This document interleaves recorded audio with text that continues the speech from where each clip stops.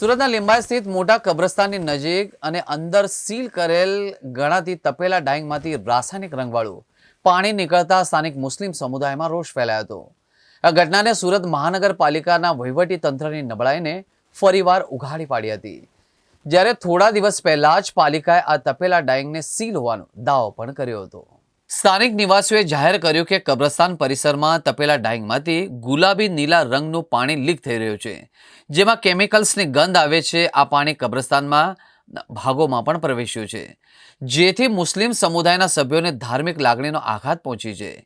કોંગ્રેસના નેતા અસલમ સાયકલવાલે પૂછ્યું કે આ શું એસએમસીનો ભ્રષ્ટાચાર છે કે ભ્રષ્ટાચારનું પરિણામ છે? મૃતકોની શાંતિ અને પર્યાવરણને ભોગ બનાવવામાં આવે છે। ગયા અઠવાડિયે જ પાલિકાએ આ તપેલા ડાઈંગને સંપૂર્ણપણે સીલ અને સલામત હોવાનું જાહેર કર્યું હતું, પરંતુ આ ઘટનાએ તેના દાવાઓની વિશ્વસનીયતા પર પ્રશ્નો ઊભા કર્યા હતા। પર્યાવરણવાદીઓએ એસએમસી પર તપેલા ડાઈંગના રખેરખા અને મોનિટરિંગની ગંભીર ખામી રહ્યા હોવાનો આરોપ પણ મૂક્યો હતો।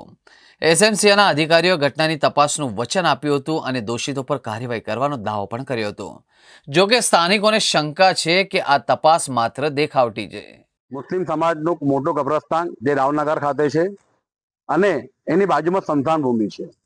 લિંબાયત ઝોન કે સુરત મહાનગરપાલિકાનું તંત્ર હર હંમેશા સ્મશાન ભૂમિ પર પૂરતું ધ્યાન આપે છે, પૂરતી કાળજી રાખે છે। એની કોઈ પણ ફરિયાદ હોય તેનું ત્વરિત નિરાકરણ કરે છે, પરંતુ દુઃખ એ બાબતનું છે કે એક જ દિવાલની બાજુમાં મોટું વિશાળ કબ્રસ્તાન છે, પરંતુ એ કબ્રસ્તાનની અંદર ગઈકાલે કેમિકલ વાળું પાણી ડ્રેનેજમાંથી સમગ્ર કબ્રસ્તાન વિસ્તારમાં પસરી ગયું અને જે કબરો પર પણ ફરી વળ્યું, જેનાથી પર્યાવરણીય પણ નુકસાન થયું છે અને મુસ્લિમ સમાજના સ્થાનિક લોકોની ધાર્મિક લાગણી પણ દુભાઈ છે। પરંતુ લિંબાયત ઝોનના અધિકારીઓને પેટનું પાણી હલતું નથી। એક તરફ એમ દાવો કરે છે કે અમે લોકોએ ગેરકાયદેસર ચાલતા તપેલા ડાઈંગો સીલ કર્યા છે, કોઈ તપેલા ડાઈંગો ચાલતા નથી, તો આ કલર કેમિકલ વાળું પાણી આવ્યું ક્યાંથી? ડ્રેનેજ ઉભરાય કઈ રીતે? અને ડ્રેનેજ એવી રીતે ઉભરાય કે સીધું કબ્રસ્તાનમાં પાણી આવી ગયું છે।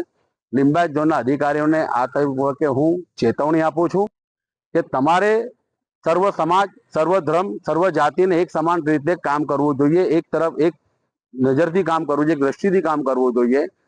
ન્યાય અન્યાય કરવાનું કામ તમારું નથી, તમારી ફરજ છે કે તમારા વિસ્તારમાં રહેતા લોકોની પ્રાથમિક સુવિધાઓને સંપૂર્ણ નિરાકરણ થાય અને એને સંતોષકારક સુવિધાઓ મળે।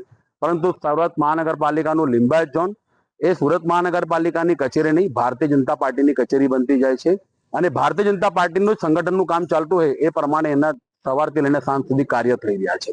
લિંબાયત ઝોનના અધિકારીઓને અમે આ તબક્કે અપીલ કરીએ છીએ, ચેતવણી આપું છું કે જો બીજી વાર આવી રીતે કબ્રસ્તાનમાં કલર કેમિકલ વાળું પાણી અંદર આવ્યું, પ્રવેશ કર્યું ને અમારી કબરોને નુકસાન કર્યું કે પર્યાવરણીય નુકસાન કબ્રસ્તાનમાં જે કંઈ વૃક્ષોને કર્યું, તો અમારે ના છૂટકે લિંબાયત ઝોનને તાળાબંધી કરવાની ફરજ પડશે। લિંબાયત ઝોનના અધિકારીઓ પોતાની ફરજ નિભાવે અને ઓછામાં ઓછા કોઈની પણ ધાર્મિક લાગણી ના દુભાય એની પૂરતી કાળજી રાખે।